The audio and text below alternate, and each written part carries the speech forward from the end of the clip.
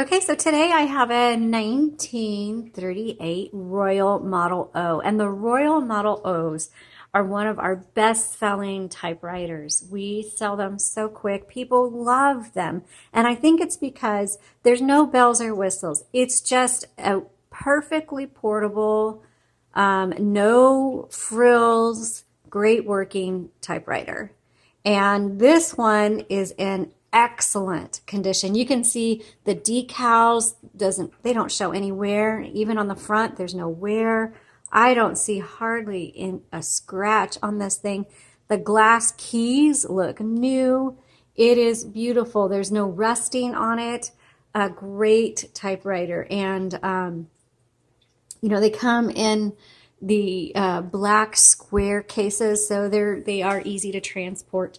I wouldn't call it a travel typewriter because it's deeper than I like to see for a travel typewriter, but definitely very portable, coffee shop ready. I think it's one of those that you just love. It doesn't have anything extras, but you just love it. So let's take a look around it. So up here on the carriage, let's start up here. If you pull back the plate, the name plate, then you'll see where you set your margins. Just press and drag.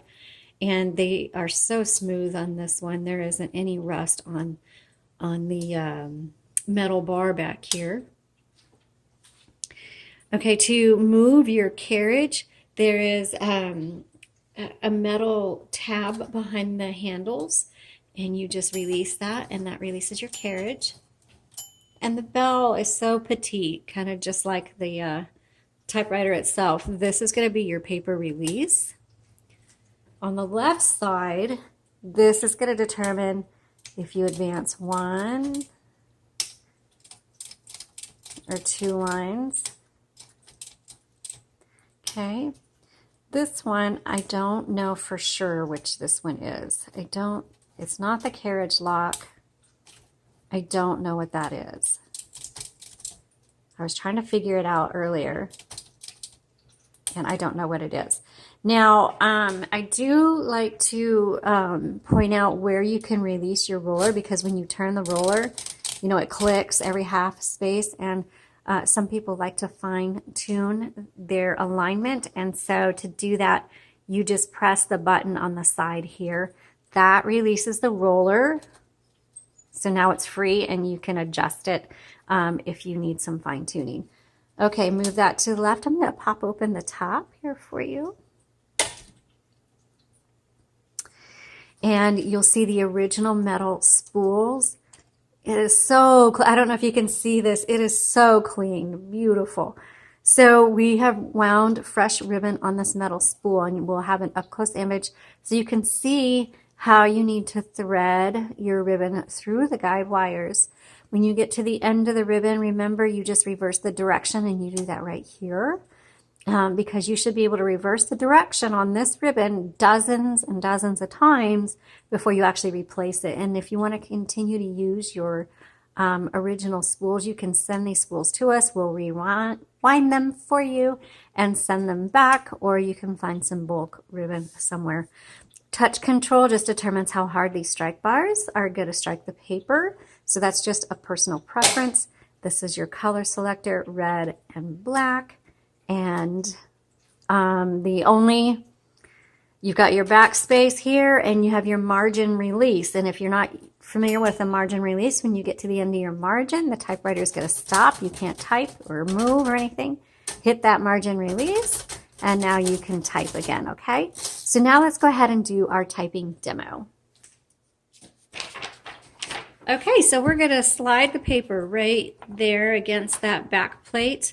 And it just rests against the roller, and then you turn, bring that paper through. You got to pull up the bar and then put the bar back on it. I'm going to make sure I'm nice and straight.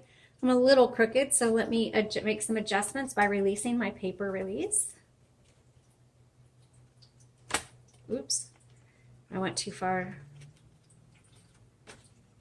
There we go. Okay, let's go back over. This does not have a number 1, so you use the lowercase l. And so it is a 1938. Oh, this is nice. Boy, these you barely have to touch them. I hit that pretty hard because that's what I was expecting, but you barely have to touch these keys. 1938 Royal Model O. Oh, that I got it backwards. Okay, this is also a roller release. So the inside button is a roller release. Now I have to re-engage that because it was too loose. This is going to tell me if I'm going to advance 1, 2, or 3 lines.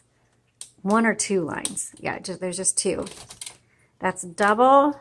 There's single. I was wanting the single. There we go. Okay, I'm going to go back to black. So here we go.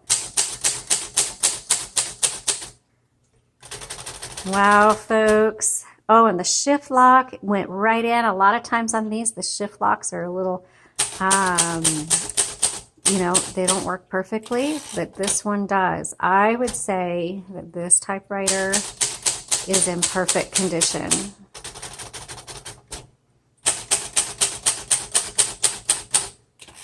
Woo, those keys bounce back really nice.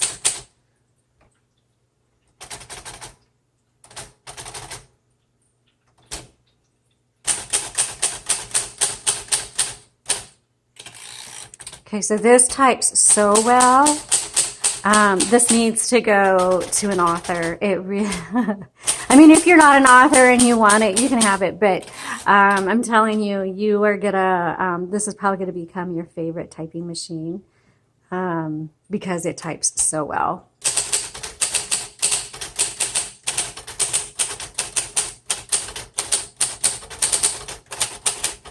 And believe it or not, I have people who ask, okay, I have small hands like I do. I have, you know, I have like 12-year-old hands. And they're like, what's a good typewriter for me? Okay, here you go, Royal Model O. This one right here.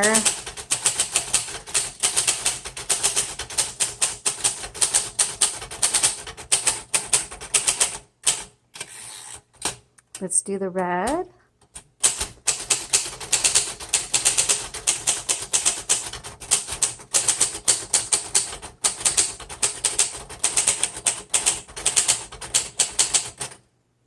Oops, I didn't hear the bell.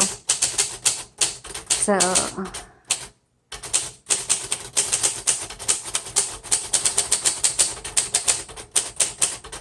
oops, backspace. Oh, man, I wish I didn't love typewriters so much because I love them all. This one really is great. Man. One of the best typing machines, and I know I say that fairly often, that they're at least they're good or excellent, but this is beyond excellent. This is an amazing typer. So this needs to go to an author or somebody who's going to do extensive writing. If you have small, petite hands, this is going to be excellent for you. If you need something that is portable, so you can go to a typing group or to a coffee shop or somewhere like that, and you're looking for something that's really pristine, this is going to be the typewriter for you. And again, it's no frills. It doesn't have tabs. So if you're looking for tabs, this isn't the machine for you. There's no tabs. The only thing it's got on it is your margins. That's it. And you've got the two-tone colors. Otherwise, it's just you and the keys. All right. Thanks so much for watching. We'll see you next time. Bye.